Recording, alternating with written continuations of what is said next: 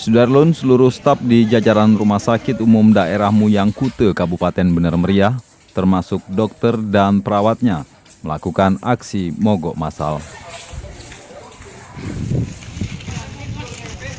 Ya, sudah barang tentu kecewa karena tidak ada kepuasan terhadap pelayanan rumah sakit Bener Meriah ini. Nah, jadi sekarang kita bawa pulang dulu, nanti kita musyawarah dengan keluarga kemana lagi dibawa ibu ini. Akibat aksi mogok tersebut, seluruh pasien yang dirawat terpaksa dipulangkan ke rumah sakit, sehingga seluruh ruangan di rumah sakit menjadi kosong. Bahkan ada beberapa ruangan yang sudah digembok dari luar. Mogok tersebut akibat dari kosongnya stok obat serta gaji seluruh staf termasuk dokter dan perawat yang tidak dibayarkan oleh pihak rumah sakit. Dewan kan tidak mungkin tidak menyetujui gaji itu.